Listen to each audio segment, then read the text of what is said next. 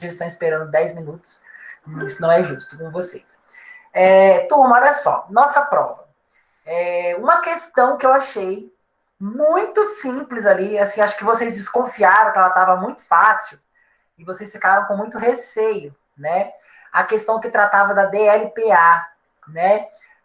Muitas pessoas ali ficaram com receio de colocar as contas, porque o que era aquilo ali? Aquilo ali era um print do sistema, das contas que você tinha para elaborar a DLPA. Então, todas as contas daquele print ali pertenciam à DLPA. Apenas uma pessoa conseguiu acertar, né, fechar a questão ali com um ponto, né, que colocou todas as contas, porque aquilo ali é o espelho da DLPA. Então, você só tinha que me dizer o seguinte, quais aquelas contas ali fazia parte da DLPA, e a resposta era todas. E eu acho que isso confundiu vocês. Alguém, assim, alguns de vocês ainda até mandaram mensagem no privado, professor, eu estou com muita dúvida em relação à DLPA, porque está muito, muito difícil, as contas estão muito parecidas, e realmente, todas as contas pertenciam à DLPA. Então, ali, assim, quem respondeu, né, colocou lá algumas e deixou outras, eu considerei. Né, não ia zerar a questão por causa disso, não tem cabimento, né?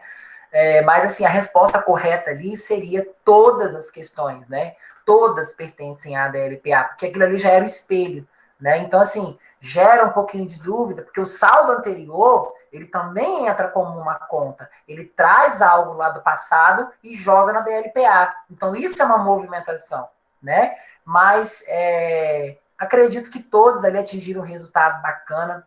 Queria, assim, parabenizar, né, a turma, né, no geral, porque os resultados foram ótimos, né? A maioria ali conseguiram ali uma pontuação bacana. E eu espero que vocês, assim, tenham realmente assimilado isso, levem isso com vocês, tá? Então, o nosso tema de hoje, né, deixa eu apresentar a minha tela aqui para vocês. Lá, quando a gente estiver chegando lá para uns 15 minutinhos para finalizar, eu vou estar falando do trabalho, tá, Vitória? Vou estar trazendo para vocês ali tudo que é para fazer, levantar para as dúvidas, mas já logo adianto, não precisem ficar preocupados, tá bom?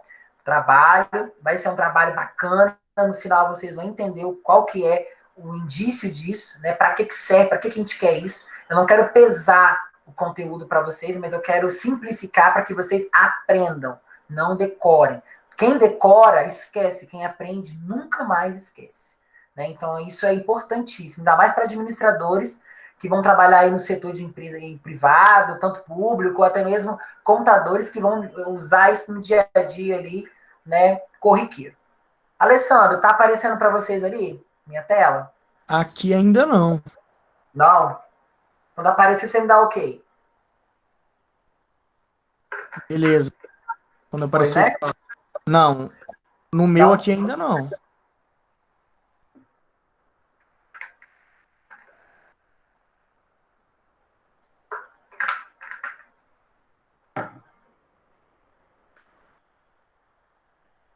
foi não?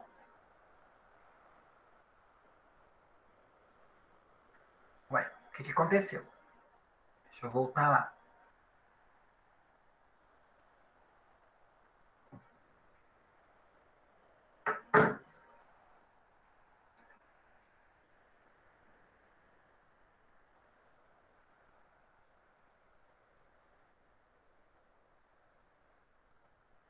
E agora, Alessandro, apareceu a tela?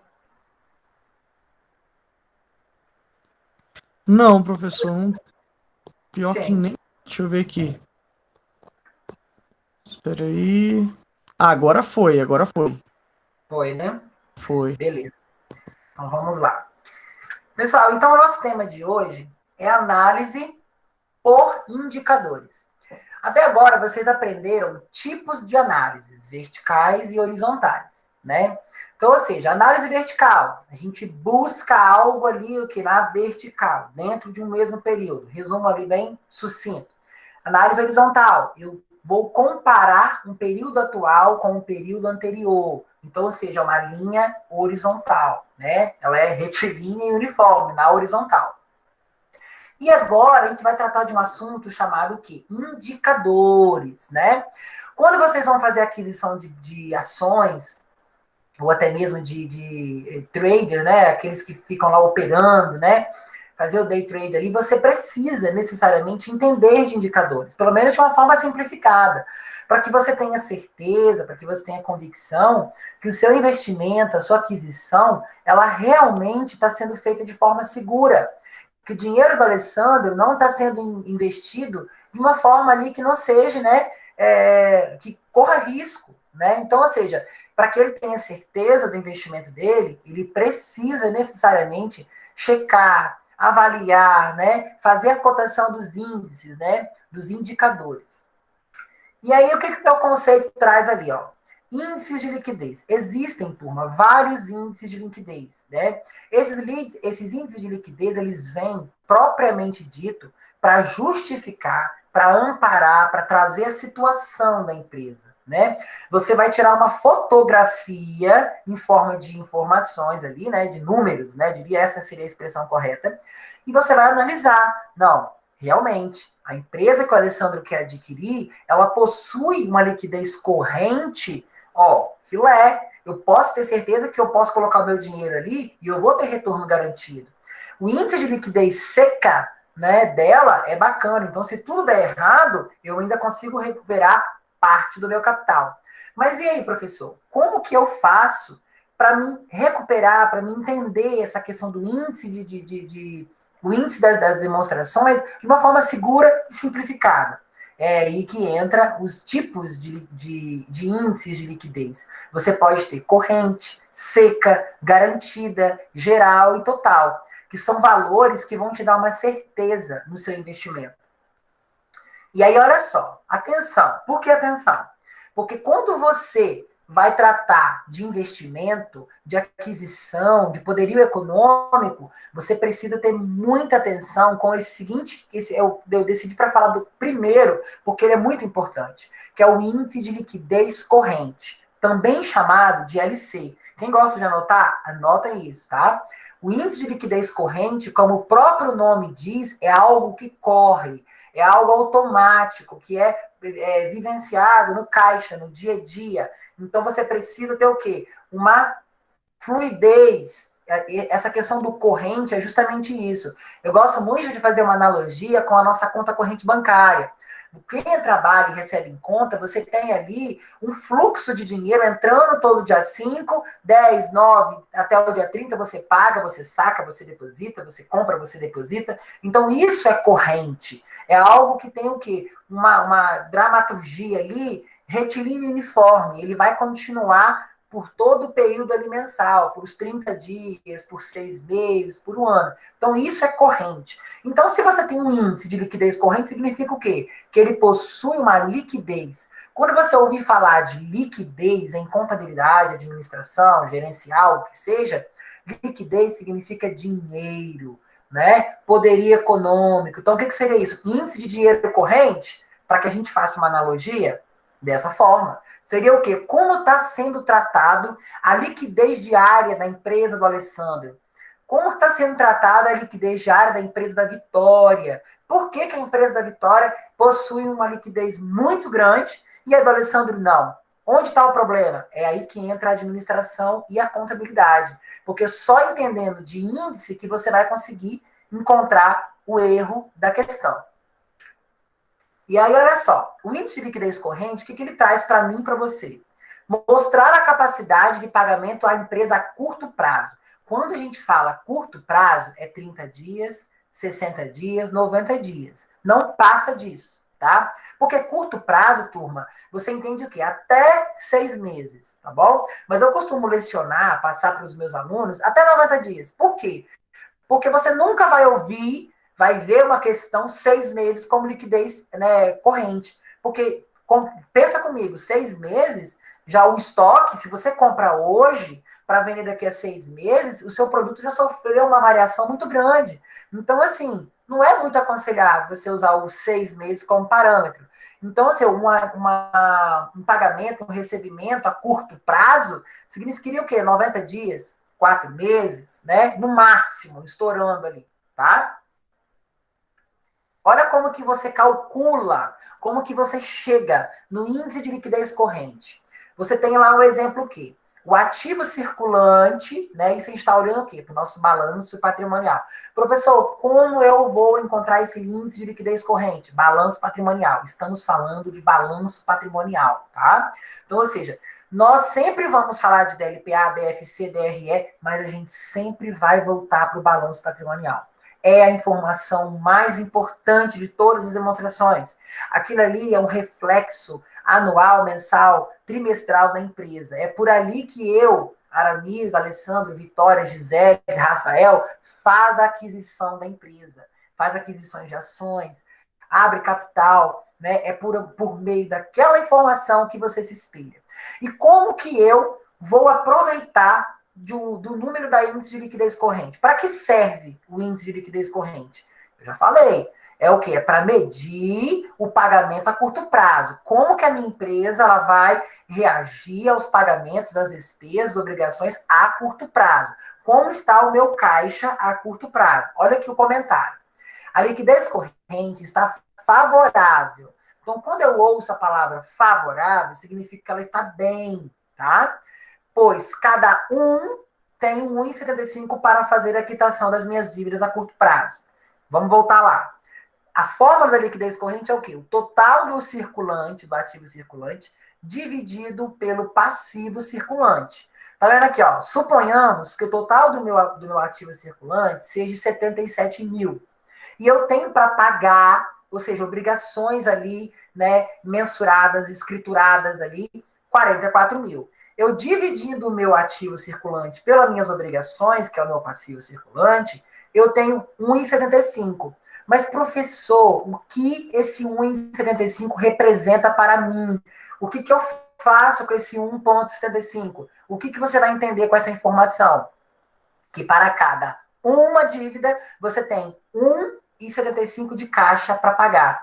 Professor, esse valor é em real? Não, isso aqui é um índice, é um número. Então, significa o que aqui, Vitória? Presta bem atenção. Você paga a sua dívida, aqui, ó, 1 representa o quê? Você cobre toda a sua obrigação do mês e ainda sobra para você, Vitória, 75, tá? É nessa linha de raciocínio. Então, ou seja, ó, para cada algum título, alguma obrigação, você vai ter 1,75 para cobrir. Então, se eu devo 1 e tenho 1,75, eu cubro 1 e ainda sobra 0,75 de caixa, de liquidez para mim.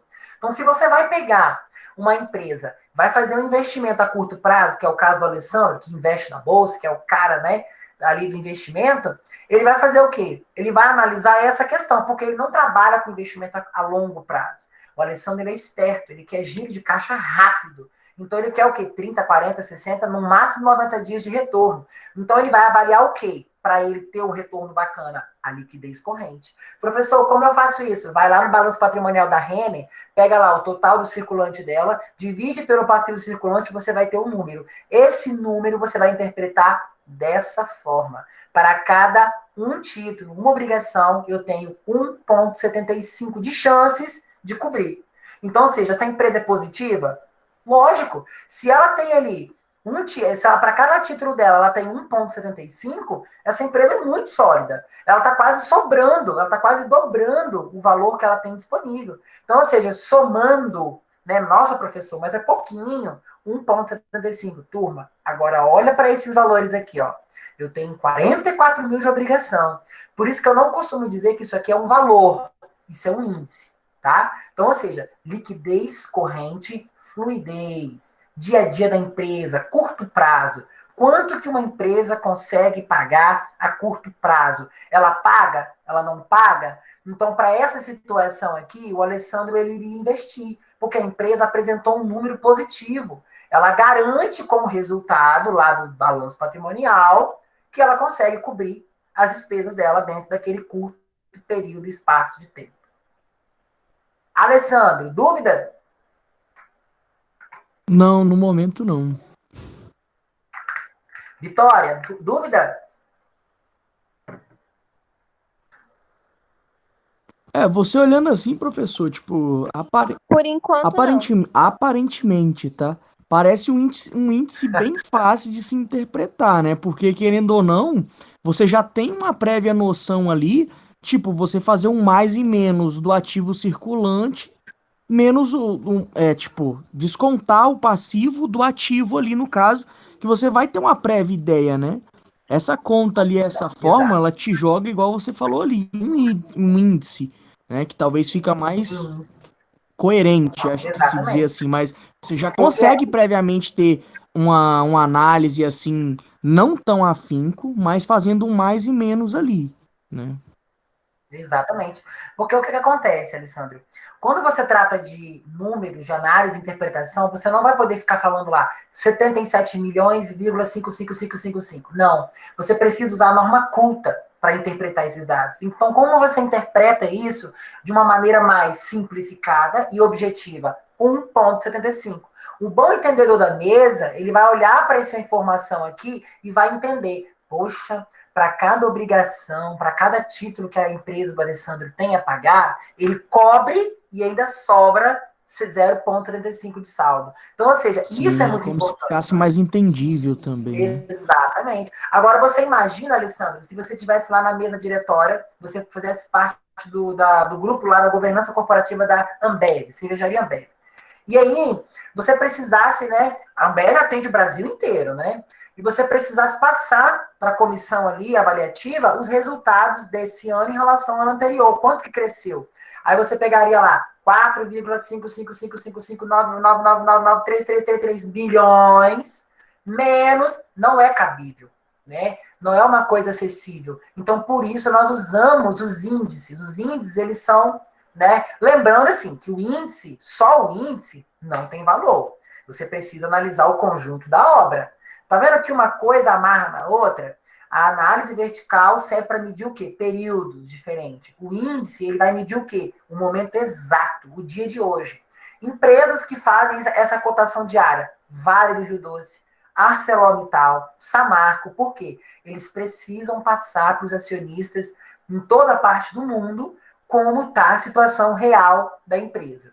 Professor, acontece fraude? Acontece. E é por isso que nós vamos trazer o caso Heron para a gente discutir nas próximas aulas, de acordo com o nosso conteúdo. Justamente por isso, porque o caso Heron, ele foi o maior escândalo, por isso aqui, ó. O caso Heron, Alessandro, ele inflava isso aqui. Ao invés de ele trazer a realidade, que era 1,20, 1,12, ele colocava aqui 3,70. Então, aos investidores, Alessandro, quando você olhava uma ação da Aeron, você ficava assim, não, é uma empresa sólida, uma empresa rica. Né? Para vocês terem noção, quem trouxe a comunicação de banda larga, né, para os Estados Unidos, na época, lá no comecinho dos anos 2000, foi a Aeron. Então, ou seja, a Aeron, ela era o quê? Uma líder, ela era a chanceler da Wall Street. Wall Street é o quê? A principal avenida lá, né, de Manhattan, onde acontece o coração da economia americana, do mundo inteiro fica ali, né? Então, ou seja, ela era líder. E de menos de 24 dias, tudo acabou, né? Por quê? Houve uma auditoria e nessa auditoria constatou que esses números aqui não eram verídicos. Como que você faz isso, professor? Analisando as demonstrações contábeis, uma a uma, para você chegar no resultado final. E aí, olha o que eu tenho essa observação aqui, ó. Isoladamente, índices de liquidez corrente superiores a 1,0, de maneira geral, são positivos. Conceituar o índice, todavia, sem outros parâmetros, é uma atitude bastante arriscada, por isso desaconselhável. Então, ou seja, o índice acima de 1,0, ele é o quê? É aconselhável o quê? Retorno garantido. Porém, você não pode só olhar para a corrente. Você precisa saber o que ela tem a longo prazo. Né? Você precisa saber se o total do passivo dela supera o capital dela, o patrimônio dela. Então, ou seja, é uma coisa atrelada à outra. Não se pode apenas olhar para o índice da liquidez corrente. Ah, beleza, tá tudo maluco, eu vou conseguir faturar com essas ações. Não, não pode. A gente precisa, tá? Necessariamente fazer o quê? Análise do conjunto da obra. E o segundo, que é o quê? A liquidez seca. Vitória, você tem ideia do que seria liquidez seca? Não, Sem olhar. sinceramente, não. Não, não sabe? Alessandro, tem ideia do que seria liquidez seca? Pode chutar, não tem problema não. Olha, passa muitas coisas pela cabeça assim, mas não consigo falar uma. Tá Tiago, passando já aqui, tentou? mas eu vou ficar assim com o dedinho meio que cruzado aqui, esperando você falar pra ver se eu meio que tava certo no pensamento, mas eu vou me abster. Olha só, vamos lá. A liquidez seca, né? Como o próprio nome já diz, ela é seca, né? Você vai fazer o que ali? Você vai pegar todo o seu ativo circulante, vai diminuir o seu estoque, ó, aqui a formulazinha, ó. Diminuir o seu estoque e dividido pelo passivo circulante. O número que der é, né, o seu índice. Então, olha o que traz aqui, ó.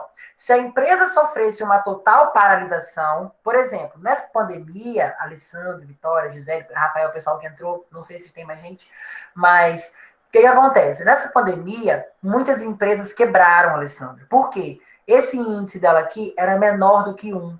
Então, todas as empresas, na pandemia, que não tiveram um índice acima de 1, não conseguiram suportar a carga de quê? De diminuição de movimento, paralisações, né? Porque as contas não foram paralisadas, foram prorrogadas, mas não foram paralisadas. As empresas, sim.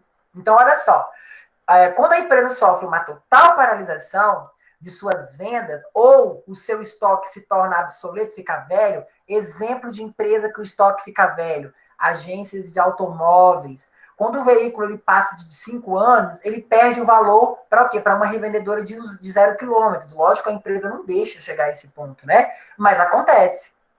A gente não fica sabendo, mas as concessionárias vendem a um preço mais barato para as menores, né? As montadoras vendem para as menores. Por quê? Porque ela não consegue mais vender. Então, o estoque dela, para não ficar obsoleto, o que ela faz? Ela vai lá e vende aquilo logo, porque a liquidez seca de uma montadora, imagina, pessoal, como deveria ser um estoque, né, de uma montadora de veículos, de uma Fiat, de uma GM, né? Como que deveria ser? Então, ou seja, ou seja, o índice de liquidez seca de uma empresa é o seguinte: você pega toda a sua disponibilidade, está ali no tanto realizável a longo prazo, no ativo circulante, diminui o estoque, porque o estoque não entra, ele é uma venda futura ainda, divide pelo passivo circulante. Se esse número for inferior a 1, a empresa não consegue quitar as dívidas em uma possível paralisação. Aí o que acontece? Quando eu estudei isso, há uns 4 anos atrás, o que aconteceu? Eu falei, mas, meu Deus, para que serve esse índice de liquidez seca, né? Isso é loucura, né? Liquidez seca. Quando que uma empresa vai paralisar? Olha aí a pandemia. Quantas empresas ficaram paralisadas por 30 dias? Quantas empresas não tiveram o quê? Um caixa suficiente para cobrir as obrigações do passivo circulante sem vender o estoque? Por isso que a gente tira o estoque, ó. Porque quando você paralisa uma venda, você não vai mexer no seu estoque. Então você não pode contar ele como circulante. Porque se você contasse ele no circulante, daria positivo. Porque você estaria contando com o estoque. Só que o estoque não é uma venda futura. Você não vai aguardar alguém vir comprar? E se estiver paralisado? Como é que você faz? Você vai, ainda assim, você vai acreditar que aquilo vai se vender sozinho? Não. Então, por isso que para chegar na liquidez seca, a gente precisa diminuir o estoque, dividir pelo passivo circulante, e se o número for inferior a 1, a empresa não consegue cobrir as dívidas se acontecer uma possível paralisação. Tá vendo aqui, ó? Uma possível paralisação. Ela não vai conseguir cobrir todo o saldo devedor dela se ela chegar nessa situação. Então, ou seja, para memorizar, professor, o que é o índice de liquidez seca? Ativo circulante menos estoque dividido por passivo circulante. Se o resultado for inferior a 1, essa empresa não consegue pagar as obrigações em o quê? Em um curto ou longo estado de tempo. Porque aqui a gente vê o quê? No geral. A gente não, você vê que em momento algum eu trouxe um termo que falaria a curto ou longo prazo, então é o termo geral. Porque igual, por exemplo, a pandemia, nós já estamos há quanto tempo de quarentena? Alguns setores estão voltando agora. Vocês já pararam para imaginar como está o setor de locação de veículos? Alessandro, Já imaginou como está o setor de locação de veículos sem turismo, sem viagem, agora que eles vão voltar? Como que seria isso? Sim. Né? Nos primeiros 40 dias da pandemia, o Sindicato Patronal das Locadoras de Veículos do Brasil, que fica situado no Distrito Federal, o que aconteceu? Eles registraram, fizeram uma petição e protocolaram na justiça lá do Distrito Federal de Brasília, que eles não iriam suportar mais 90 dias. Por quê? Gente, imagina, uma locadora, a Localiza deve ter o quê? Mais de uns 10 mil veículos em todo o Brasil, e na Argentina e no Uruguai. Você acha que se eles não tiverem uma boa liquidez seca, eles iriam conseguir superar essa situação? Agora imagina o seu Joãozinho ali de Santa Maria, que tem 10 carros financiados, né, e paga ali 1.200 de prestação por mês, e não conseguir alugar o carro por 90 dias. Como que ele vai cobrir essas obrigações? Não vai. E aí o que acontece? Ele quebra. Ele quebra como? Ele não consegue cobrir as obrigações num curto ou num longo espaço de tempo. Então a liquidez dele é menor que 1. A liquidez seca dele é menor que 1. Então nessa situação, o seu Joãozinho é obrigado a quê? A dissolver a empresa. E aí ele começa a vender os seus ativos para diminuir a carga obrigacional, ou seja, as obrigações que ele tem com o meio que ele está inserido. Conseguiram entender? Tá bacana, tá muito rápido. Sim, tá legal. Vitória, tá conseguindo compreender? Tá bacana?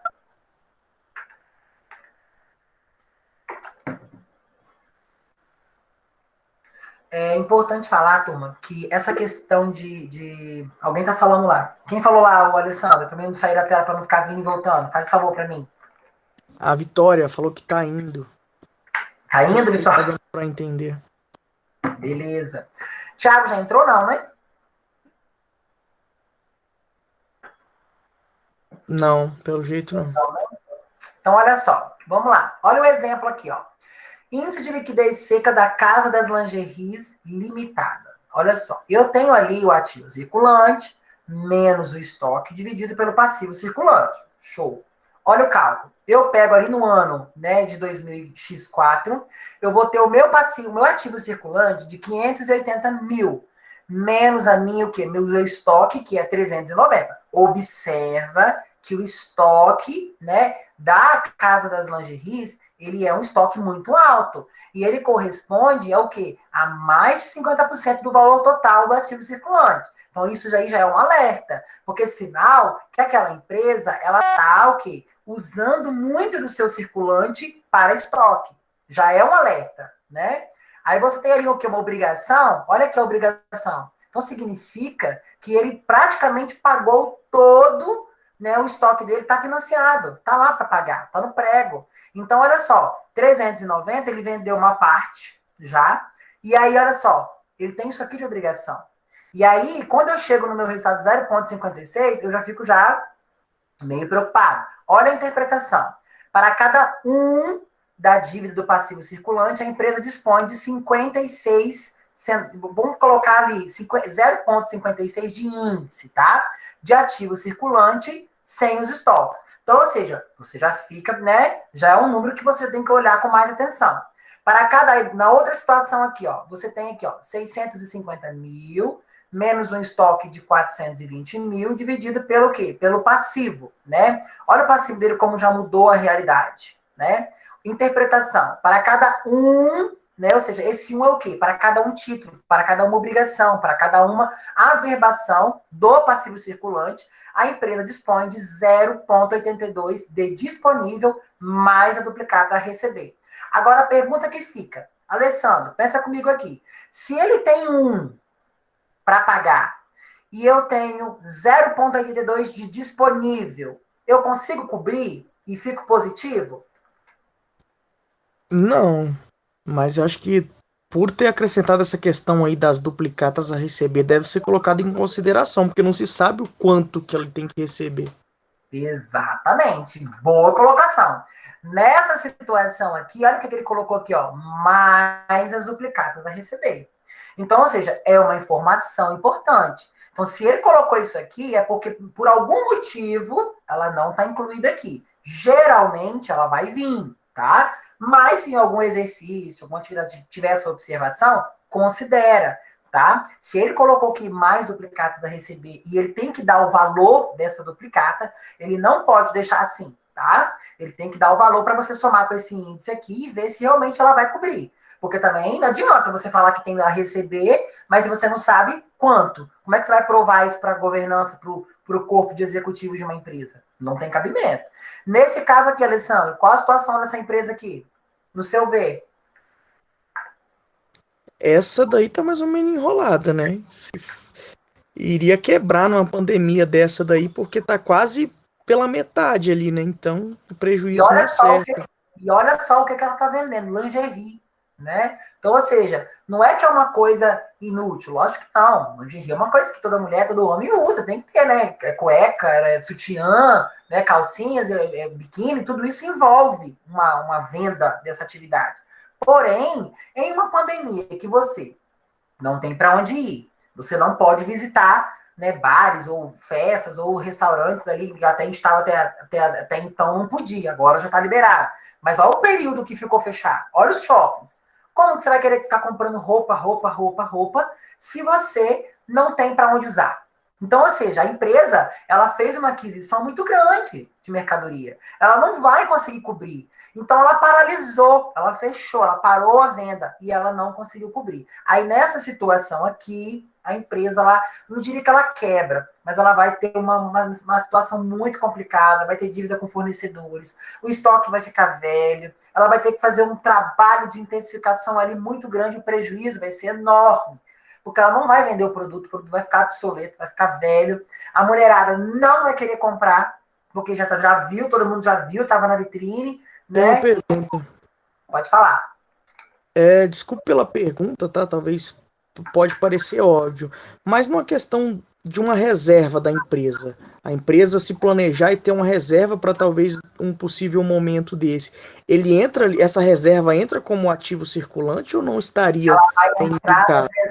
Vai entrar nas reservas ali para. Você fala o quê? Para cobrir a dívida? Essa é a sua pergunta, né? Não, é tipo assim, é uma empresa, talvez é uma pessoa visionária, ela trabalha e ao invés dela talvez reinvestir ou gastar todo o lucro dela, ela separa aquilo para se acontecer alguma situação ou talvez futuramente investir ainda mais na empresa e talvez chegar no momento desse ela poder utilizar aquela reserva. A minha pergunta essa reserva, ela já estaria ali inclusa junto ao ativo circulante ou não entraria ali? Entra porque você tem que pensar com o seguinte raciocínio. Ele seria ali o quê? Um direito, né? Quando você faz lá a aplicação das reservas lá dentro da conta lucros acumulados, reserva estatutária, reserva de contingência, aquele monte de reservinhas que você faz lá, aquilo ali já vai entrar descontando, né? Porque ele é o quê? Uma obrigação, ele é credor. E toda conta do ativo é devedora. Então você já diminui, já compensa, entendeu? Já é automático. Quando você faz o índice de liquidez corrente seca, ele já é automático. Porque você tem que pensar o seguinte, você só vai utilizar uma reserva, o Alessandro, em um momento extremo, pandemia, entendeu? Então ali você já faz isso. Quando que você usa, quando que você testa o liquidez corrente? Na verdade, quando você testa, não, quando você executa. Porque quando você testa, em qualquer investimento você vai analisar, né, qual a capacidade de pagamento daquela empresa, né, dentro de dado determinado prazo. Agora, quando que você testa? Todo momento. Quando você executa? Em uma pandemia. E aí é nesse momento, ô Alessandro, que você recupera esse valor e tenta pagar ali, tentar cobrir o passivo dela circulante, que é a dívida o quê? A curto prazo que está vencendo e que você tem que pagar. Entendeu? Ficou claro? Sim, obrigado. Show. Vamos lá. Pessoal, liquidez seca. Alguém tem alguma dúvida? Rafael, tem dúvida? Não, tá tranquilo. Eu vou partir para a próxima. Oi? Não consegui. Alguém falou junto com o Rafael. Não, desculpa, porque eu falei assim que eu cheguei agora, eu vou pegar só essa matéria, depois eu vejo a aula de novo para atrapalhar o pessoal. Beleza. Mas aí a gente vai fazer um apanhadão de tudo depois, tá, Thiago? Aí pra você não ficar, né, sem saber mais ou menos. Até agora a gente falou de 2 índices, tá? Liquidez corrente e liquidez seca, tá bom? E agora, né, a gente vai falar o quê? Do LG, não é a marca de TV, de som, não, tá? É o quê? Liquidez geral, né? Poxa vida, hein? Pensei que fosse. Olha, Alessandro, eu já sabia. Brincadeira, rapaz. Quem gosta, quem é que é especulador que gosta de ver aplicações? Alguém já por alguma curiosidade já olhou, já fez algum trader, já fez alguma opção binária? Alguém já fez aqui na sala? Já teve essa curiosidade? Não? Algum investimento? Tiago, já fez algum investimento? Já investiu na bolsa?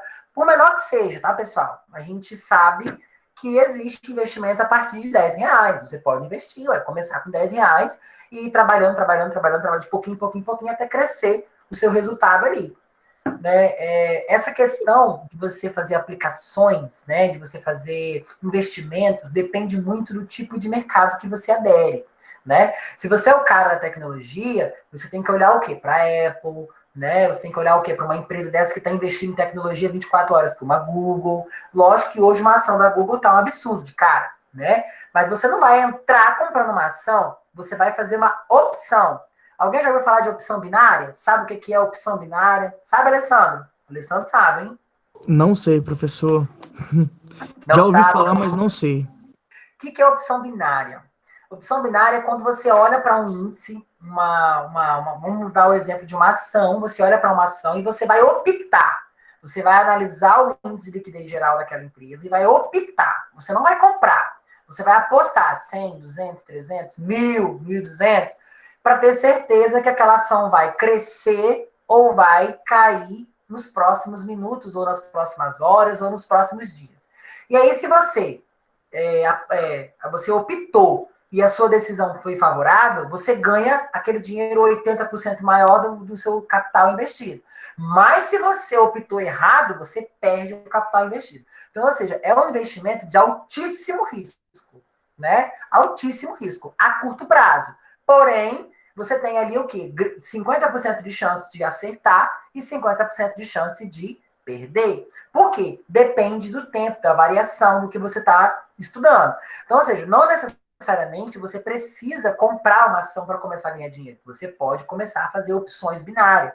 Se alguém tiver curiosidade, a gente pode até falar disso nas próximas aulas, dar uma demonstração para vocês entenderem, né, justamente os índices de liquidez, como que vocês chegam, né, nesse índice de liquidez. E aí, olha lá, ó.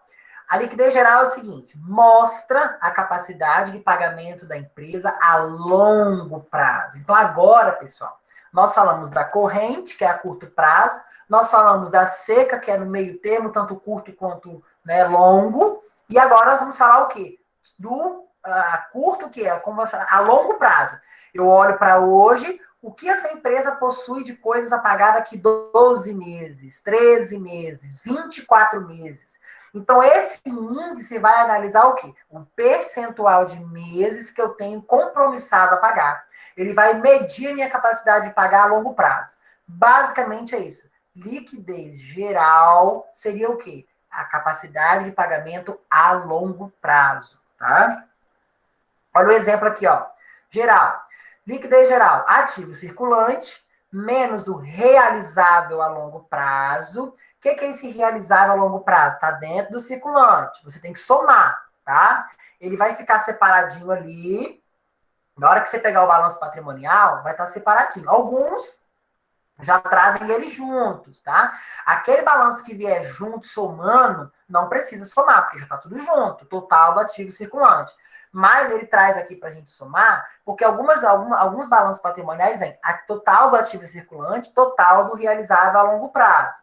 Dividido pelo quê? Pelo passivo circulante, mais o exigível a longo prazo. O que seria exigível a longo prazo? As obrigações que você tem que pagar depois de 12 meses, tá? Então, ou seja, eu vou colocar aqui tudo que eu tenho que pagar dentro de 12 meses, mais as obrigações que eu tenho que pagar depois que fecha o exercício social, o exercício fiscal, 12 meses. E aí eu vou somar passivo circulante mais exigível a longo prazo, tá? Então, ou seja, eu divido o total aqui do ativo mais o realizável circulante, né, Pelo quê? Pelo meu passivo circulante mais o meu exigível a longo prazo. E aí, olha o que o termo traz para mim aqui, ó. De cada que a entidade mantém de dívida, o quanto existe de direitos e haveres do circulante no realizável a longo prazo, é na mesma lógica. Se eu tenho né, eu consigo pagar. Se eu tenho menos de eu pago uma parte e fico devendo um percentual. Então, ou seja, essa liquidez geral não está tão positiva.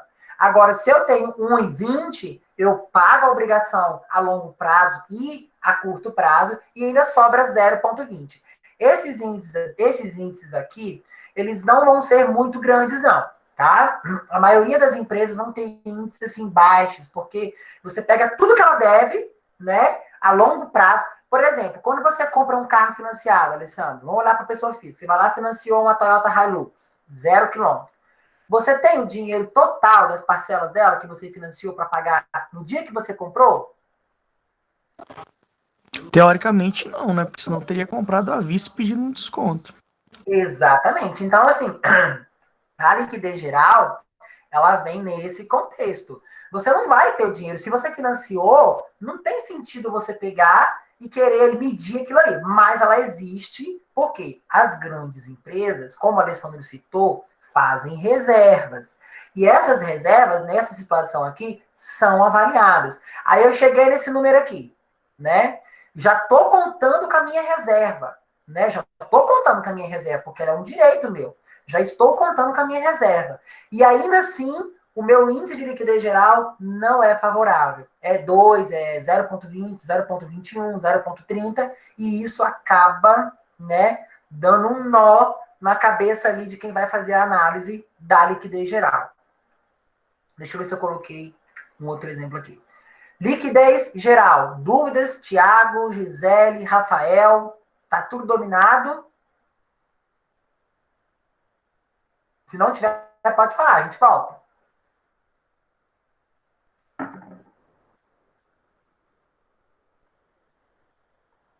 Vitória, tá tudo ok com o índice de liquidez geral? Tá bacana? Tá difícil?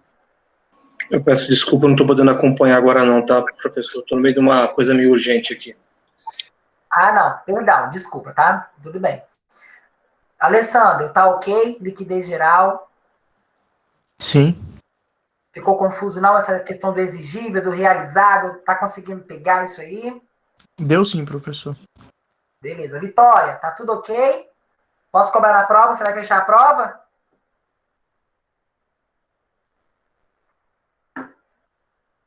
Ô, Vitória, ativa seu microfone, Vitória.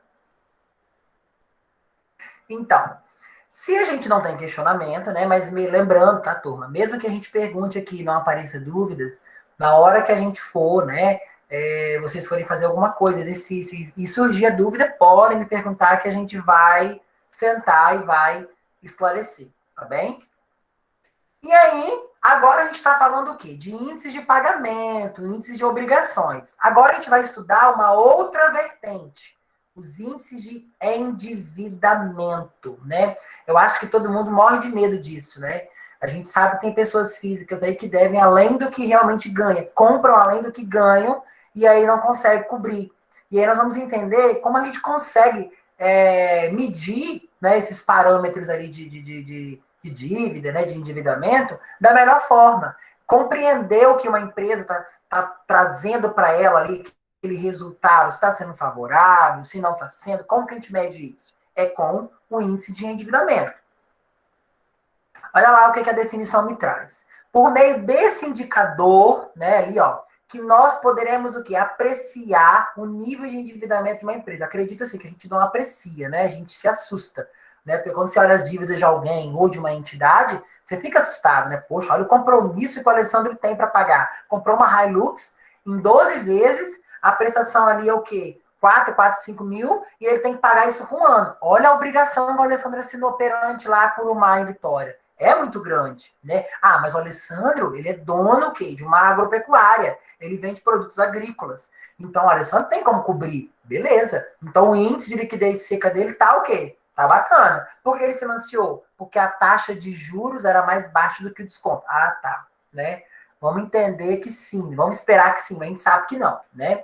Mas lá fora, né, em outros países, né, principalmente a América anglo-saxônica, ali, onde os veículos ali, a América do Norte, são muito mais baratos, é muito mais fácil você adquirir, compensa muito mais você comprar um veículo financiado do que um veículo à vista, porque eles não dão desconto.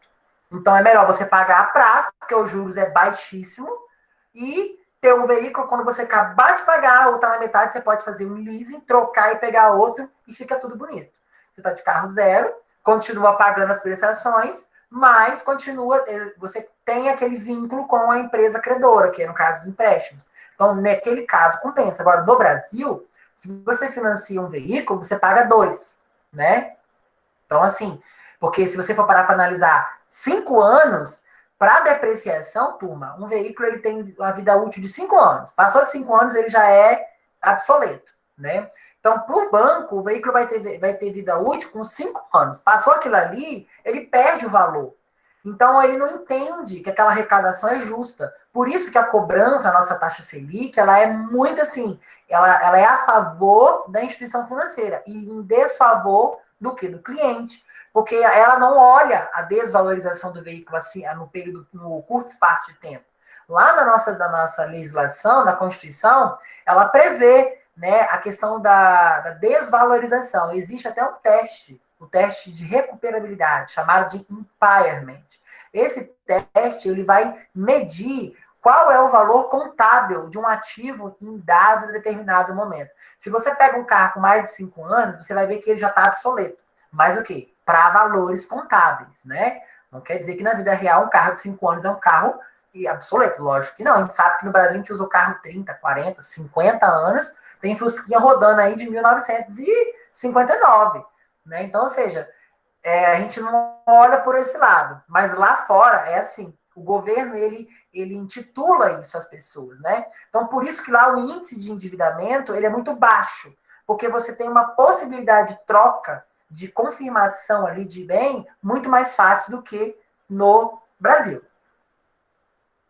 E aí, olha só. Agora, olha só, nós falamos da LS, da LC e da LG. Agora a gente vai falar do ET. Não é extraterrestre, tá, turma? É endividamento total, tá? O que seria esse endividamento total? Quanto que eu devo se eu juntar tudo que eu devo ali, tudo que eu estou devendo, as minhas continhas, a cantina da faculdade, a parcela da faculdade, a parcela da minha moto, do meu carro, da minha casa, quanto que eu devo? Olha lá, o endividamento indica o montante dos recursos de terceiros que está sendo utilizado. Aí você já mata, né? Você vai medir o quanto de recursos de pessoas próprias, um colega, um amigo, um tio, um pai, um vizinho, ou um terceiro, que pode ser o quê? Um banco, uma financeira, que você está utilizando para movimentar a sua empresa. Então, você vai utilizar o quê?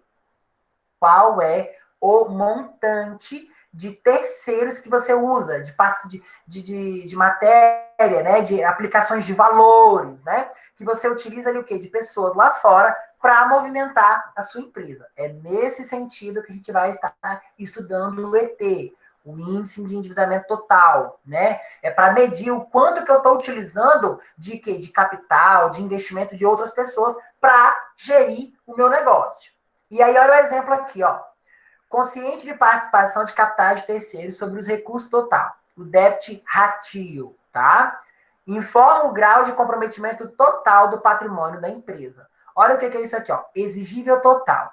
Quando você pega lá exigível total, é quanto, tá, que você deve no total, a curto e a longo prazo. Por isso que ele colocou aqui, ó, exigível total. Você vai dividir pelo exigível total mais o PL. Por que mais o PL? Porque é o patrimônio da empresa. E aí você vai encontrar um índice. Esse índice tem uma diferença. Olha aqui, ó. Significa que para cada um dos investidos da empresa, 39% originam-se de terceiros, o que é, logicamente, 61% dos recursos são próprios. Então, olha só, prestem atenção, que confunde um pouquinho. Nesse caso, para cada investimento que a empresa possui ali, que ela pegou com o terceiro, 39% originaram de terceiro. Então, ou seja, numa escala de 0 a 100%, 39% dos investimentos veio o quê? De banco, do papai, da mamãe, da titia, da financeira, tá? E aí, o Alessandro, como ele é o cara das contas, ele entendeu que se 39% é de terceiros, né, então ele tem um índice de endividamento total de quê? De 39%. E sobra o que para ele ainda? 61%, né, de recursos próprios, oriundos o quê? Da sua venda, oriundo o quê? Da sua aplicação. Porque quando você constituiu a empresa, você integralizou o capital. Você subscreveu, integralizou por via banco, ou carro, ou veículo.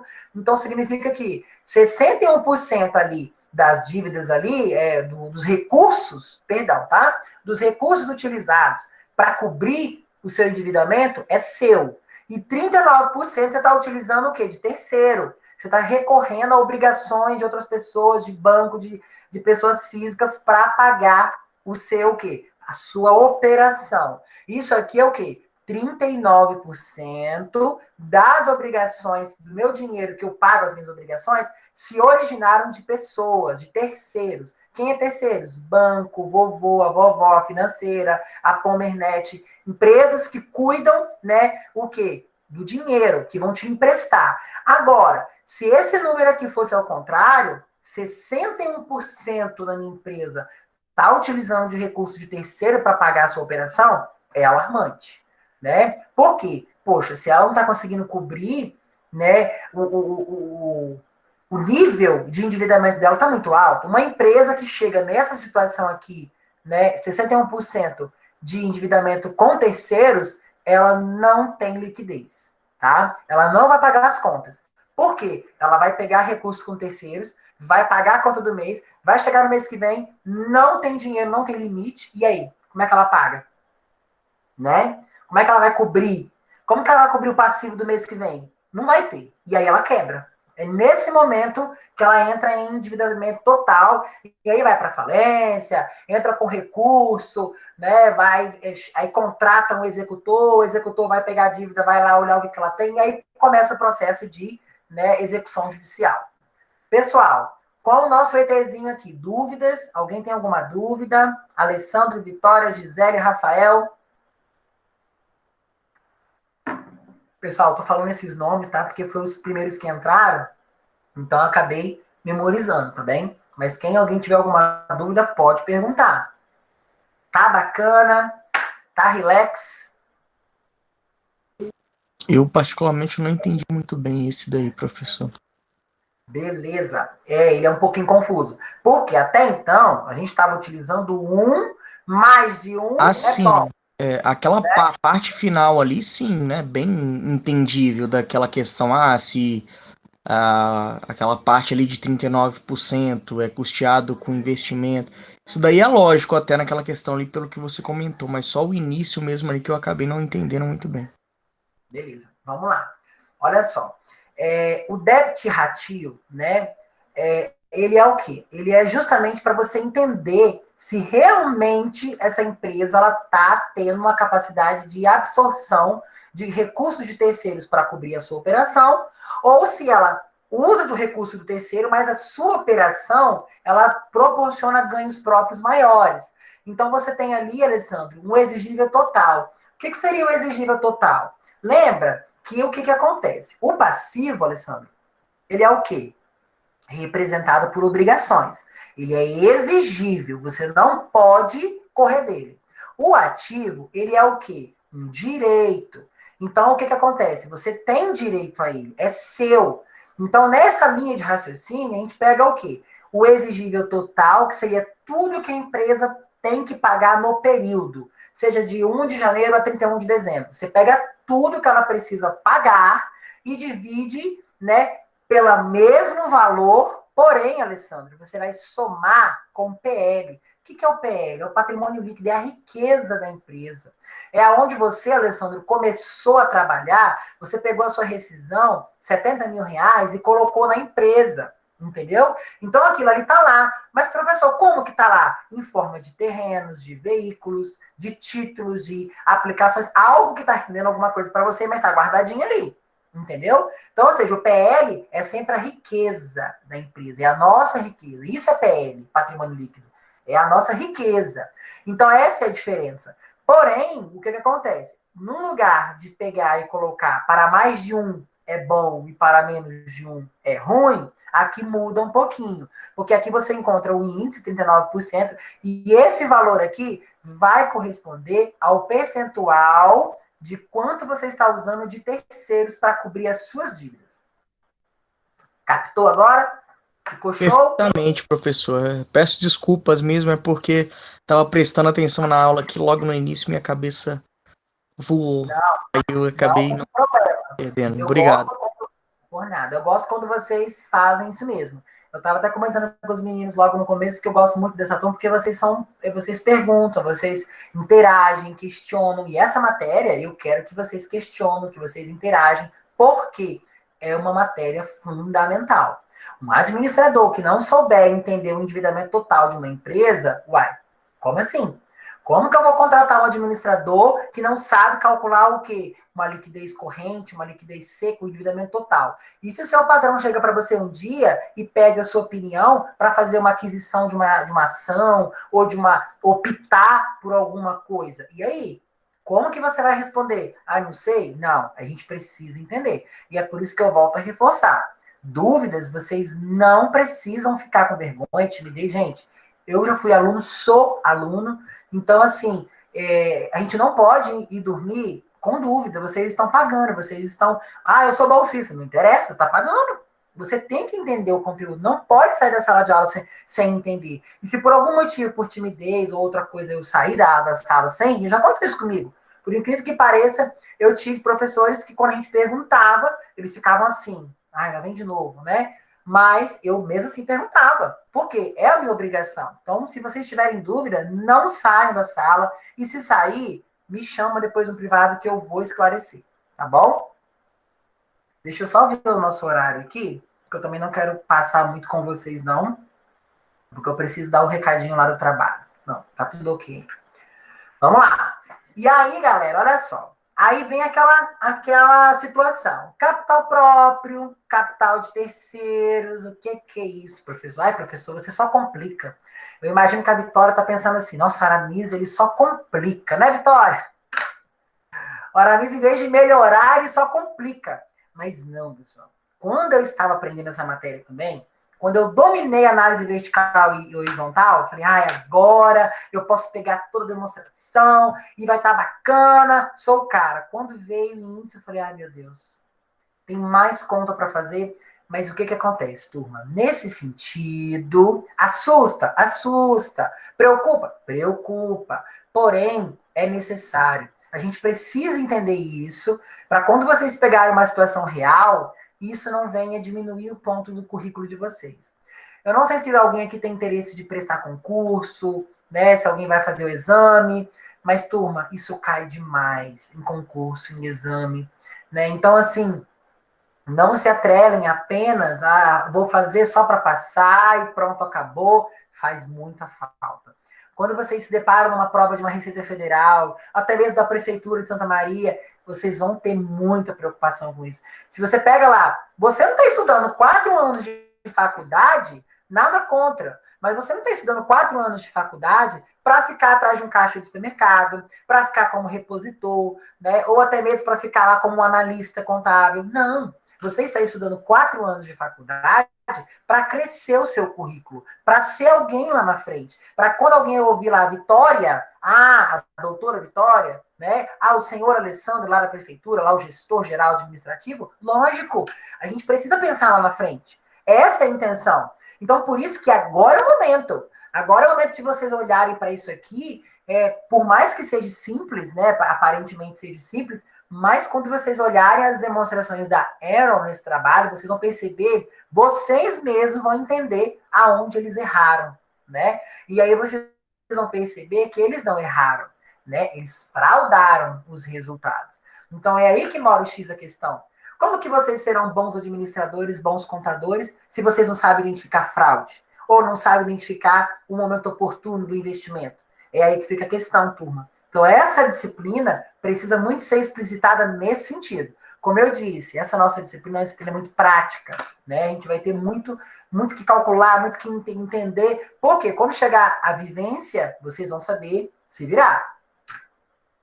Olha lá, outro índice, garantia de capital de terceiros, o GT. Esse índice, ele não é um índice muito utilizado, tá? Logo adiantando. Ele é uma coisa um pouquinho mais assim, é só sociedades anônimas, mas aquelas bem anônimas mesmo, grande, não tem? Que você tem sócio ali na Etiópia, na China, no Japão, em Tallahassee, no Havaí. Essas empresas que utilizam desse índice. Olha o que ele indica. Indica que para cada R$ ali, né, em reais de dívida, com terceiros, existem X valores de capital próprio, PL, para o quê? Para cobrir. Vamos dar uma olhada no exemplo. Olha aqui, ó. Índice de estrutura de capital. A garantia do capital próprio ao capital de terceiros. Por quê? Turma, quando vocês forem trabalhar em banco, eu não sei se aqui tem gente que trabalha em banco, mas vocês vão se deparar com a seguinte situação. Ah, eu preciso das demonstrações contábeis da JJ Máquinas, da JJ Eireli, né? Por que você precisa? Você, como um bancário, como uma instituição financeira, você vai olhar quanto essa empresa tem de PL, de patrimônio líquido integralizado. Por quê? Será que se ela quebrar, o PL dela cobre, né, as minhas dívidas? Será que o que eu vou emprestar para o Alessandro ali vai cobrir como que ele tem integralizado? É nesse sentido. Olha aqui, ó. Capital próprio. O que eu integralizei lá no dia que eu constituí. Dia 1º de abril, eu constituí 2.600.000 na loja de lingerie. E aí o que acontece? Eu integralizei esse valor, tá lá. Não quero saber se foi mentira, se eu não integralizei. Se o banco olhar e aceitar, beleza. Eu vou dividir esse capital próprio pelo capital de terceiros. Professor, o que é capital de terceiros? É aquela obrigação, é aquela dívida que eu tenho com o banco, com a minha tia, e que eu informei na minha demonstração. Qual demonstração? Balanço. Turma, hoje o tema é balanço, tá? Tudo isso aqui está dentro do balanço patrimonial. Por quê? A mais importante das demonstrações contábeis, tá? Anotem isso. Então, ou seja, eu pego o meu PL, o meu patrimônio líquido, divido pelo quê? Pelo meu exigível total. O que é meu exigível total? Fornecedores, empréstimos a pagar, financiamento do carro, da bicicleta, da motoca, tudo, tá? E aí eu vou ter o quê? O índice. Né? Aqui, ó. Aí eu tenho aqui a simplificação, né? O PL, passivo circulante, não é isso? Eu tenho que ter mais o exigível realizável a longo prazo, que também conhecido como passivo não circulante. Olha só, se o quociente for de 0,80, significa que para cada uma obrigação ali, ó, uma parte do capital de terceiro, eu tenho 0,80 de capital próprio como garantia. É um percentual positivo? É positivo. Por quê? Porque você tem o quê? Mais de 50%. Então, a garantia é o quê? Quem procura empréstimos, turma, nunca vai ter dinheiro para cobrir as obrigações. Então, o que o banco vai analisar? Ele está me pedindo 2 milhões, mas ele tem 1 milhão e 500 integralizado. Então, se ele não conseguir pagar, eu tenho uma garantia de 1 milhão e 500. É nessa linha de raciocínio que o Cicobi, que a Caixa Econômica, que o Banco do Brasil faz análise. É lógico que eles vão analisar muitos outros índices, mas quando chega nessa situação, é assim que funciona, tá bom? Turma, dúvidas em relação a esse tópico? Não? Deixa eu dar uma olhada lá no nosso... Tem uma coisa lá no chat lá, não, né? Não. Tranquilo, beleza. Fico muito feliz que vocês estão tranquilos. Vamos lá. E aí, olha lá, vocês sabem o que são índices de rentabilidade? Olha só, o que é o índice de rentabilidade? Margem líquida, lógico, né? O que é uma margem líquida?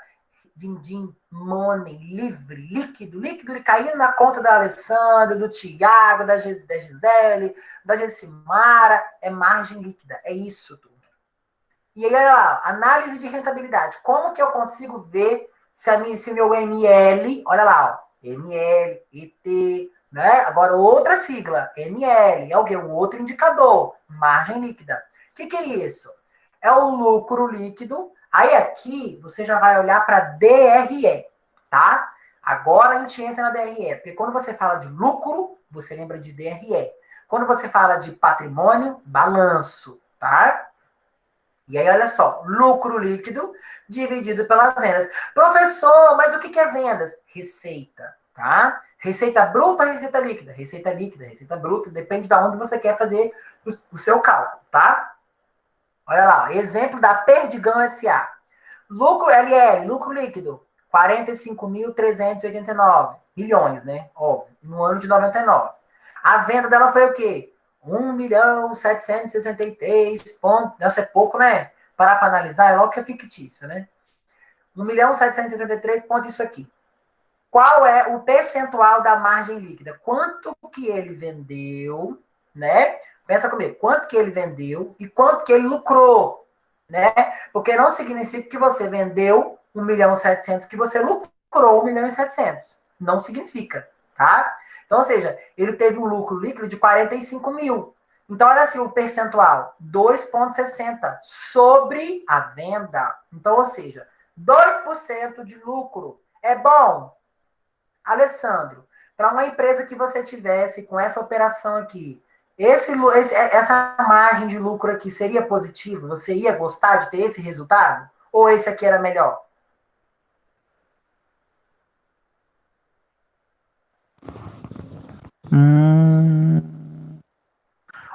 Olha, eu acho que somente assim olhando, acho que eu não conseguiria te falar, não. Teria que fazer mais alguns cálculos aí. Porque olha só, no ano de 99, a Perdigão ela teve uma venda total de 1.573.000. Porém, ela teve um lucro líquido de 47 mil. E teve uma margem de lucro de 3% em relação à venda. Então, turma, lógico que no ano de 99 ela teve mais ganho. Porque em 2000 ela vendeu mais, mas ela lucrou menos. Olha aqui, ó. Então, consequentemente, a margem de lucro dela é menor do que a do ano anterior. Então, se o Alessandro pegar esse resultado aqui e levar lá para a governança, para a cúpula dos executivos, eles vão cair batendo em cima dele. Poxa, Alessandro, você administra uma empresa, você deixou isso acontecer, por que você aumentou a venda, mas teve uma grande operação? Turma, nem sempre números altos vão representar lucro. Então é aí que você tem que entender de quê? De margem líquida, para você saber quanto que a empresa está operando.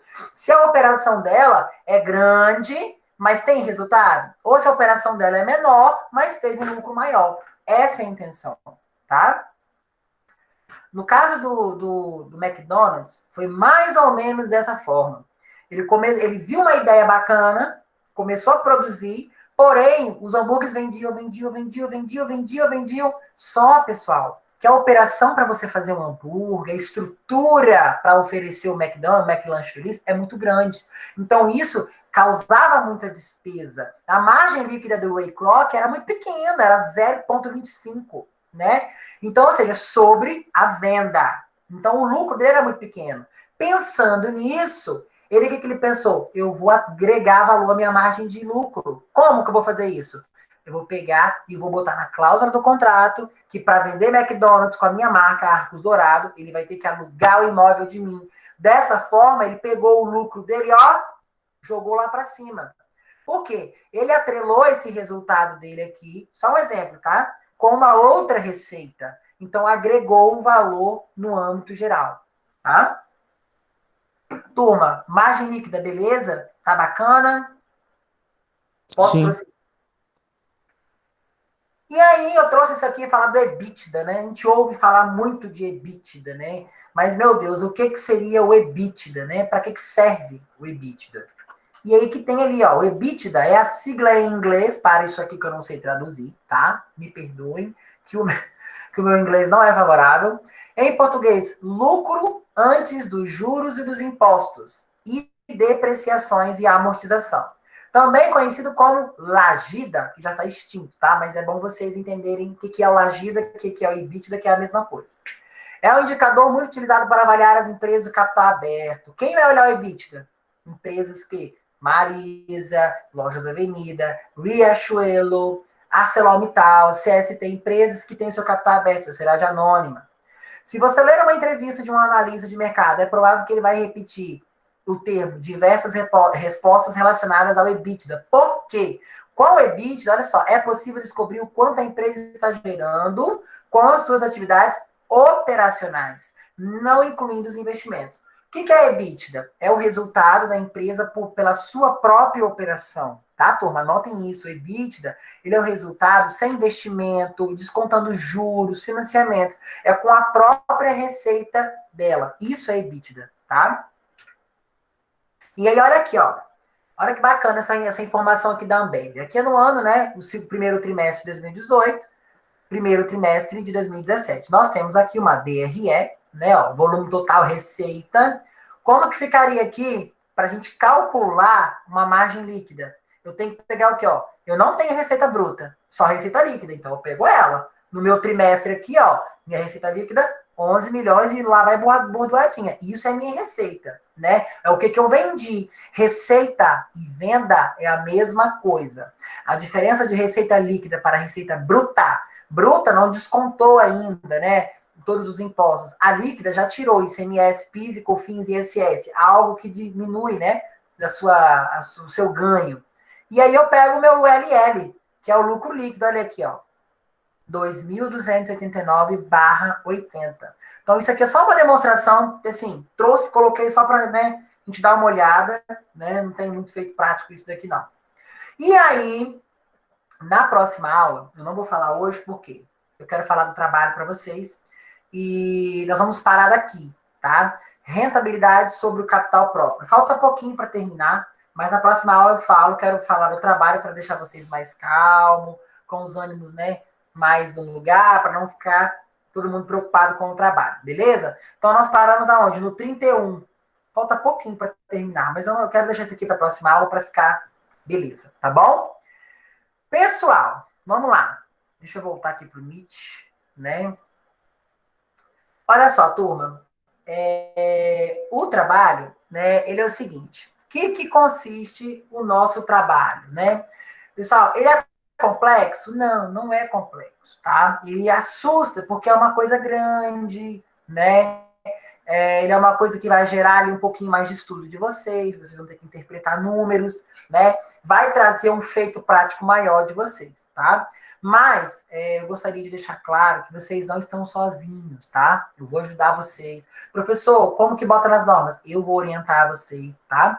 De hoje até a aula da apresentação, a aula da apresentação vai ser no dia 26 de outubro. Então, nós temos ali, ó, a aula do dia 12 e do dia 19, para a gente tirar dúvida, falar do trabalho.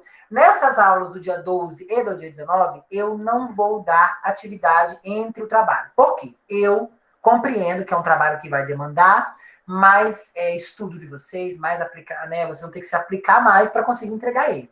E ele vale 2 pontos, né? Então, ou seja, é uma nota considerável, né, em relação ao nosso trabalho. E o que acontece? Eu preciso que vocês tenham a mente aberta quanto a isso, porque isso não é para pesar vocês, não é para dificultar vocês, e sim trazer uma maior aderência ao conteúdo, né? A gente precisa entender a realidade, como ela funciona, tá bom? Então, assim, a dúvida vai surgir? Vai surgir. Eu tenho certeza que vocês vão ter dúvidas, vai ficar complicado, né? Vai ser difícil? Vai. Mas no final vai dar tudo certo. Professor, como que vai funcionar? O trabalho vai ter uma parte escrita, tá? Que vocês não deverão colocar lá os termos que eu solicitei, né? Professor, mas é 15 páginas. Olha só, 15 páginas, vocês vão colocar o quê? Termos, imagens, figuras, gráficos. Eu não quero aquela coisa digitada, toda digitada. Citações. Sobre a Aeron, a gente encontra muito material, né? Porque o que é o caso Heron? O caso Heron, pessoal, era uma empresa de comunicação do ramo digital que quebrou no início dos anos 2000, mas quebrou por quê? Ela vinha há mais de 30 anos aplicando fraude. Ela mesma aplicou as regras de contabilidade para ela. Então, isso ficou uma coisa muito louca, porque naqueles anos não tinham nada como critério para você se espelhar. Não existia CPC, não existia IFRS. Então, era uma coisa muito, muito dramaturga, era muito no escuro, tá? Então, a partir dali, as coisas mudaram nos Estados Unidos e, consequentemente, no mundo inteiro. Tanto é, eu disponibilizei lá um documentário. Tudo que vocês precisarem do trabalho vai estar no documentário, tá? Deixei também um estudo de caso, um relatório, um artigo elaborado por, né, um trabalho feito, um TCC feito por uma outra turma, de uma outra faculdade, que eu achei muito rico, tá? Para vocês utilizarem de dados, citar. Professor, como faz citação? Eu vou falar, vou passar para vocês, tá? Eu vou solicitar a Hannen para estar presente um dia com a gente na sala, para estar falando essa questão da citação, como que vai funcionar a citação. Professor, nunca fiz trabalho nas normas da BNT. Nós vamos fazer juntos, tá? Eu vou trazer o modelo, vocês vão fazer conforme tá no modelo, bonitinho, porque vocês já vão ensaiando para os próximos trabalhos, né? Vocês vão ter aí o relatório de estágio, entrega de documentos, e aí? Tem que ser nas normas. Então a gente tem que começar agora, porque se a gente errar agora, né, lá na frente vocês já vão saber fazer certinho, né? Ah, professor, você vai ser em relação à apresentação. Pessoal, eu solicito que todos do grupo tenham uma fala no dia da apresentação. Sinal caiu, não deu para apresentar, então a gente vai ter que estudar uma outra forma para a gente se apresentar em relação a isso. Ou a gente grava um vídeo, a gente dá um jeito, tá bom? Não se preocupe com isso, eu sou muito flexível em relação a essa questão de apresentação. Só que é interessante, a nota, no meu trabalho, a nota é individual. Então, assim, é interessante que eu gosto, que eu quero ver as pessoas falando. Vocês são futuros contadores e administradores, vocês têm que começar a trabalhar isso em vocês. Vocês têm que se acostumar com pessoas, porque vocês vão trabalhar para pessoas, e vocês vão ter que lidar com pessoas todo momento. Então, essa questão de vocês ficarem, tô com receio, aquela coisa toda, a gente tem que trabalhar isso daí, né? Por quê? No dia a dia empresarial, vocês vão lidar com pessoas de todos os gêneros e tipos e, né, idiomas, vocês vão ter que falar com pessoas. Então, por que não começar logo agora, né? É complexo? Não, pessoal. Olha o que traz o trabalho. O trabalho vai ser dividido em 4 grupos, tá? Que eu dividi por tópicos. Esses tópicos, eles vão o quê? Eles vão trazer para nós ali, né, diferentes pontos da análise lá do caso Heron, tá? Deixa eu abrir aqui para a gente olhar junto. Primeiro grupo, história, introdução e conceito da Aeron, né? O que era a Aeron, né? A história da Aeron, onde ela surgiu, como ela surgiu, quem criou. Aí eu coloco, professor, na parte do escrita, como que eu tenho que colocar? Imagens, gráficos, cita, tá? Ah, professor, na introdução eu posso falar de cada um dos sócios? Pode, coloca uma foto, fala quem ele era, de onde ele veio, como que ele chegou até ali, o que ele fazia dentro da empresa, tá? Então, assim, a história e introdução é bem básica, tá? Como eram elaboradas as demonstrações contábeis da Aeron. Isso daí vocês vão ter que ler o artigo que eu postei. Lá tem tudo que foi informado, como que foi, tá? De que jeito, né, que era feita essa informação. Ah, professor, não deu 15 páginas. Me manda que eu vou analisar, tá? Eu coloquei ali um limite, por quê? É um assunto muito grande, tá? Vocês vão se deparar com muito volume de informação e vocês vão ter que filtrar. Tá? Tem que ler, tem que entender o que é aquilo ali, o que é uma DFC, o que é uma DLPA dentro da Aeron, qual que era a função dela.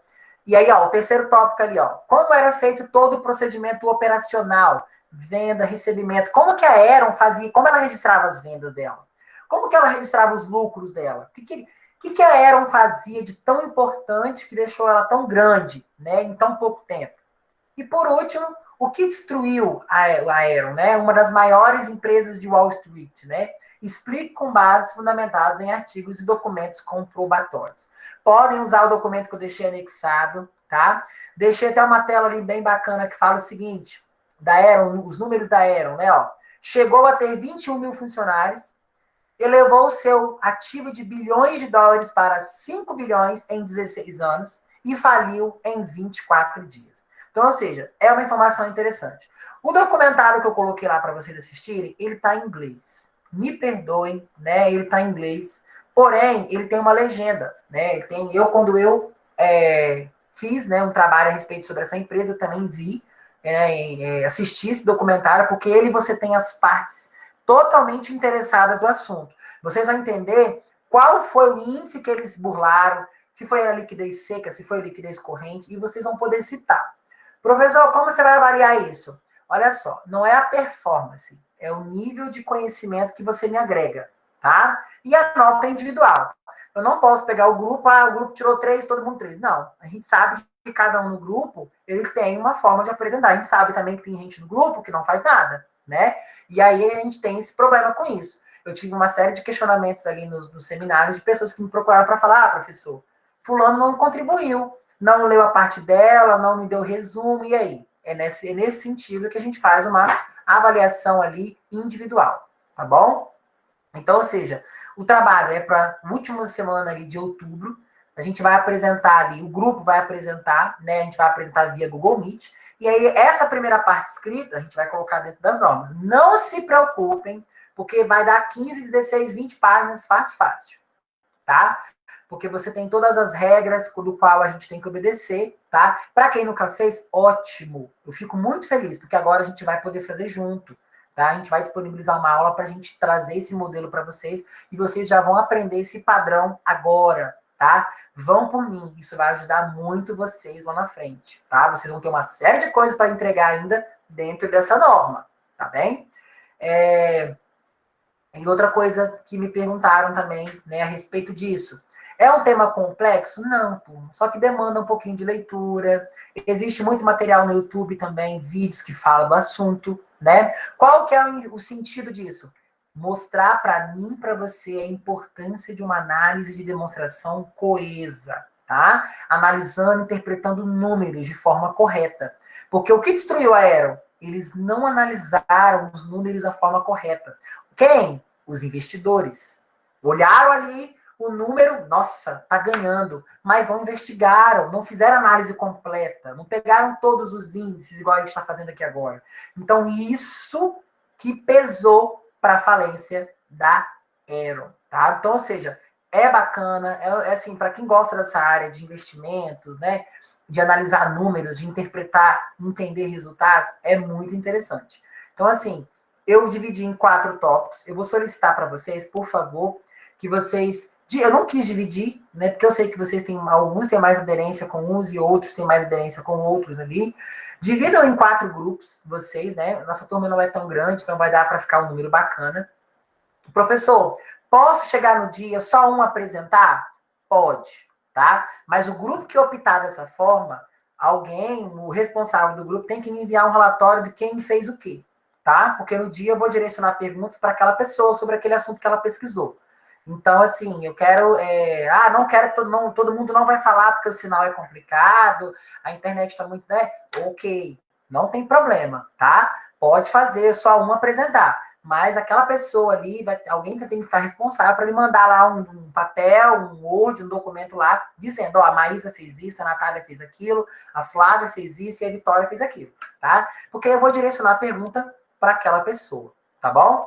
Então, ou seja, não tem segredo. Professor, eu só vou poder te procurar na terça? Não. Vocês estão autorizados a me procurar de segunda a domingo.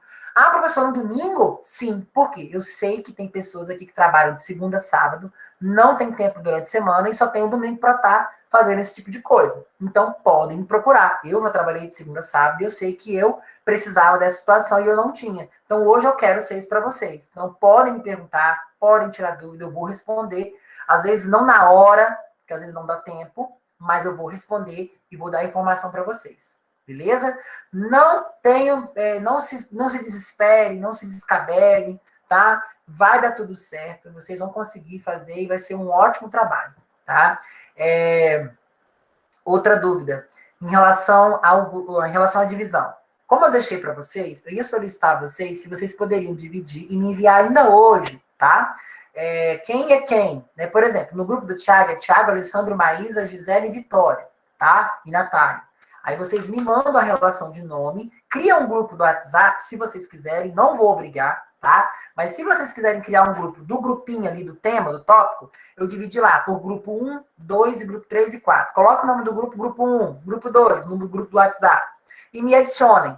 Podem me colocar dentro do grupo. Porque na hora que o grupo tiver dúvida, eu vou responder para todos de uma vez. Tá bom? Então, ou seja, são 4 grupos, 4 tópicos diferentes. Professor, como eu vou saber, né, qual é o meu tema? Eu vou sortear, tá? Eu vou sortear o tema. Aí, se vocês me enviarem ainda hoje, eu já passo o tema para vocês hoje ainda, tá bom? Se vocês não me enviarem hoje, aí nós estamos perdendo tempo, né? Então, assim, me envie hoje, que ainda hoje eu já passo o tema para vocês, tá bom? Em relação ao documentário, eu sei que ele é cansativo, é documentário, né? Ele está trazendo ali uma história contada, mas tentem assistir, né? É muito bacana, vocês vão entender o princípio lógico, né? Do que aconteceu. E aí vocês vão tirar uma decisão ali bem coesa, bem convicta do que realmente era a Aero, né? Qual a importância de vocês fazerem uma análise de demonstrações correta, né? Dentro dos padrões ali do que é exigido ali pela administração, pela contabilidade. Beleza? Alguém tem alguma dúvida com o trabalho? Alessandro, dúvida? Não, entendi perfeitamente. Beleza? Tiago acho que está ocupado, né? Vitória, dúvida? Tá mais calma agora, Vitória? Vitória estava preocupada. Professor, você me deixou desesperada. Tô bem, professor. Mas aqui, só perguntar, assim, só para mim poder me acalmar mais ainda. Você vai ser muito criterioso nesse trabalho? Olha só, Vitória. Depende do que você chama de criterioso. O que você quer dizer com criterioso? Se eu vou deixar passar algum erro, alguma coisa do tipo, é isso? Alguma vírgula, algum ponto, algum acento? Não. Isso daí pode ficar tranquilo que isso daí não. Eu só não quero plágio, tá? A gente tem um sisteminha que a gente confere lá o plágio. Então, assim, não quero cópia na internet. Eu quero as palavras de vocês. Por quê? Na internet eu vou encontrar muita informação. Vocês vão ter tempo para ler. Dividam. Vocês têm que ser o quê? Vocês precisam trabalhar a operacionalidade. Dividir as partes. Ó, você faz isso, você faz aquilo.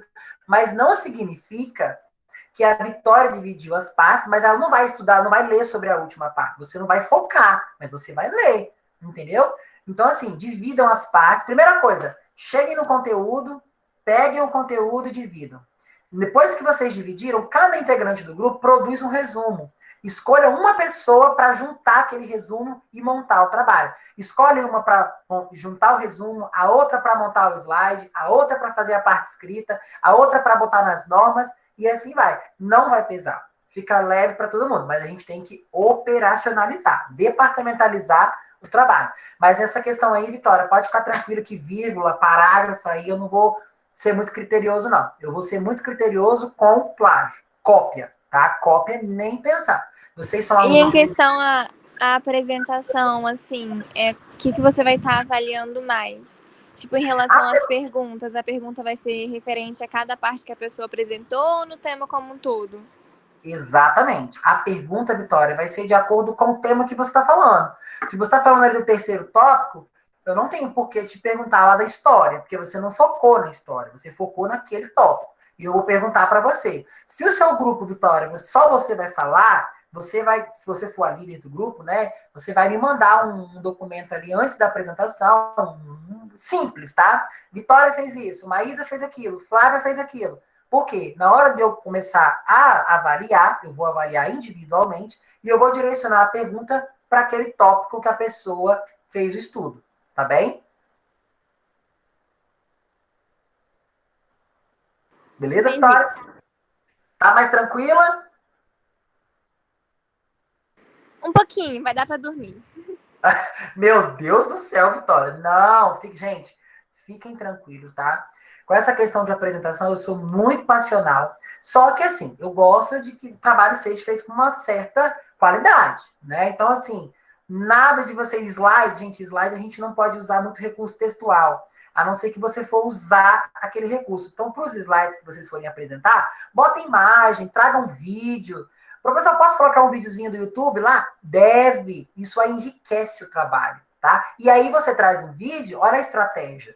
Traz um vídeo, você faz o quê? Você tira, né? Você vai diminuir a sua chance de fala. Você vai trazer um vídeo que vai enriquecer. Lógico que não pode ser só um vídeo, mas você pode complementar, entendeu? Então, assim, fica leve para todos os lados e vocês precisam fazer isso. Isso é trabalho acadêmico, faculdade, universidade. Imagina depois quando vocês forem para uma especialização. Na especialização, vocês não têm orientação de ninguém. Aonde vocês têm é aqui, na universidade, na faculdade. Então, assim, podem me sugar em relação a normas, a conteúdo. Ah, professor, eu li um termo lá, tira uma foto e me manda. Deixa eu ler. O que você está lendo aí? Que eu vou interpretar e vou te passar. Mas lembrando, vocês não estão sozinhos. Eu estou com vocês, tá? Eu estou com vocês, mas eu não vou fazer para vocês. Então, eu quero que vocês realmente ali se habilitem, se dediquem, né, pra gente... Se vocês não forem a fundo, não vão conseguir captar a mensagem do trabalho, que é a importância de uma boa análise de demonstração. Por quê? Eu não quero que no futuro o nome de vocês esteja envolvido com uma empresa que não teve uma boa administração. Então, isso já é uma coisa... Ah, professor, mas eu vou trabalhar a vida inteira em Santa Maria. A gente não sabe, né? O mundo dá muitas voltas. E se um dia vocês forem parar numa grande multinacional? Olha que honra. Nossa, Aramis, você pensa tão alto. Lógico! A gente tem que jogar a pedra mais longe possível, porque se a gente conseguir chegar na metade da distância, beleza. Esse é o foco, tá? Nós que somos administradores e contadores, a gente não olha o tamanho do problema. A gente olha como vamos resolver esse problema. Então, a gente tem um trabalho? Beleza. Como vamos fazer? É nesse sentido que a gente encerra a aula de hoje. Alguém tem mais alguma dúvida? Gessimara, tem dúvida? Maísa, tem dúvida? Tenho não. Oi? Tenho não. Show. Maísa, tem dúvida? Thaísa, Tainara, tem dúvida, Tainara? Show. E aí, pessoal, se surgir, vai surgir, absolutamente, com certeza vai surgir, tá? A gente vai, vamos conversando, nós vamos esclarecendo, vamos tirando, um fala daqui, outro fala dali, nós vamos ajustar. Outra coisa, qualquer questionamento, podem falar comigo, não vou ficar chateado, não. Crítica, a gente tem que aprender a aceitar as críticas, porque as críticas é uma coisa maravilhosa, ela te cresce. Crítica construtiva, né? Não crítica destrutiva. Essa destrutiva vocês isolam. Agora, a construtiva, aprendam a gostar, porque isso melhora vocês. Por isso que eu gosto sempre de perguntar a vocês, pessoal, tá bacana? Tá chegando conteúdo para vocês? A minha voz, meu tom de voz tá muito baixo, tá muito alto. Eu, por si só, já falo muito alto. Então, assim, às vezes incomoda, tem gente que não gosta, né? Que fala muito alto, podem me dar feedback, eu tô aberto a vocês. Mas o que eu não quero é que a nossa aula seja vazia, seja vaga. Eu quero agregar valor a vocês. Beleza?